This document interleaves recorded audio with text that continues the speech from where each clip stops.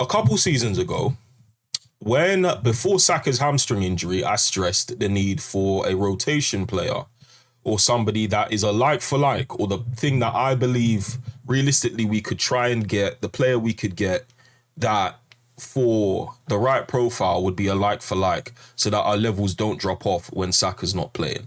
That was the most important thing that I said we need heading into that transfer window, where we did end up buying ourselves Declan Rice and Kai Havertz.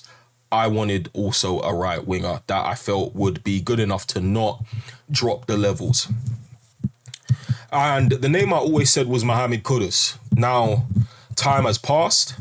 He had a bad season at West Ham last season, but it's pretty clear and evident, and everybody knew at the right club, this guy was going to bang. It was inevitable. West Ham just got clarted by Sunderland. The last time I checked, it was 3-0. Absolutely beautiful game from Sunderland. Really happy to see, they're back at it. And I'm probably going to make a separate video on that. But today we're going to be talking about Tottenham Hotspur. And as an Arsenal fan, it pains me. But I promised people from the first video I made a few days ago, this page was going to be about neutral, honest analysis. And whilst people can turn around and say, oh, it's only Burnley, whilst the inner Arsenal fan in me wants to say that and wants to say let's not get ahead of ourselves, I've also seen in pre-season Mohammed Kudus has put in work and shown that he is at that level, and he is that guy that a lot of people that have good eyes and know about football knew he was. Now, his game was absolutely brilliant today, but I also have to speak about another player, and that's Richarlison. I used to make fun, and again, it's still early days. We don't know what's going to happen this season, but I used to poke fun at the fact that Tottenham spent a combined 120 million on Richarlison and Dominic Solanke. And then you add in the Brennan Johnson thing too. And, although he does put numbers on the boards, I don't think he's the most dazzling player. It kind of reminds me of Kai Havertz. Anyway.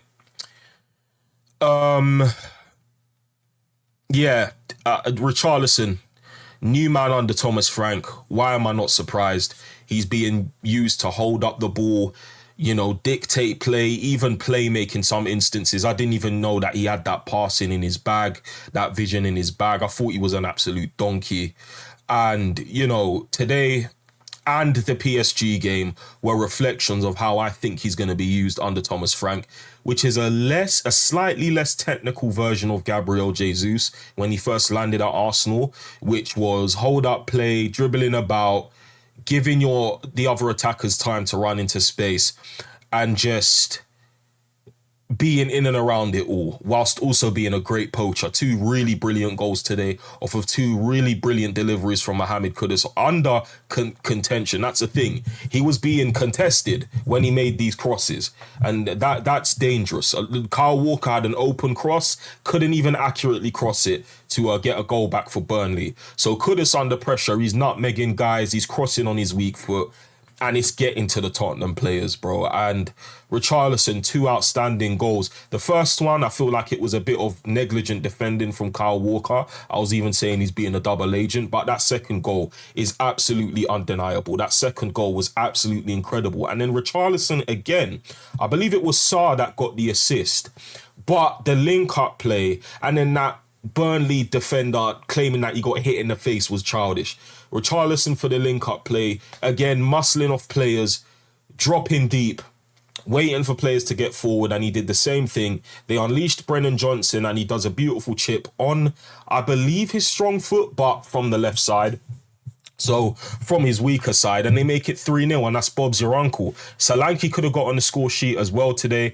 And yeah, although it was against Burnley, who I think are going to get relegated, Tottenham showed, at least in attack, that they can attack in a more structured, organised fashion than from last season. Last season with Ange, it seemed like their attack was flowing, but at times it was all over the place. They've got the personnel that have the individual fluidity to the point where the attack itself tactically doesn't need to be fluid. It can be structured with those fluid players, and that balances.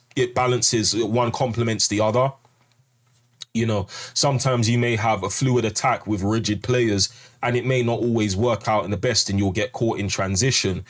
in this instance, it's a structured attack with fluid players. You can have a fluid attack with structured players, but Tottenham are doing it the complete opposite way, and I think it looks absolutely brilliant. And if I'm a Tottenham fan, I'm excited right now. Defensively, a bit shaky, but again, I feel like that was them switching off more than anything because Van de Ven was amazing, had a really good game, a really good recovery tackles, and yeah, man, I feel like Romero was a bit shaky, but overall, Burnley were trying and they could have scored a few times. But still, I just feel like that was due to Tottenham switching off rather than Burnley turning up. So yeah, man, credit to Spurs. It pains me as an Arsenal fan to say it, but again, balanced, honest analysis over on this page here. Whatever team you support, you are always welcome here, man. I welcome all football fans. We may get into banter, we may get into arguments sometimes. I know tomorrow's review is going to be heated, regardless of whether we win or lose. There's going to be some heat, some fire in that review for Arsenal, Man United at Old Trafford. But great game from Tottenham today. I didn't really see anything from Burnley, which suggests that they're ready for the Premier League just yet. But again, it's match week 1. We'll see what happens as things go along. But yeah, reasons to be optimistic as a Tottenham fan. Very good game.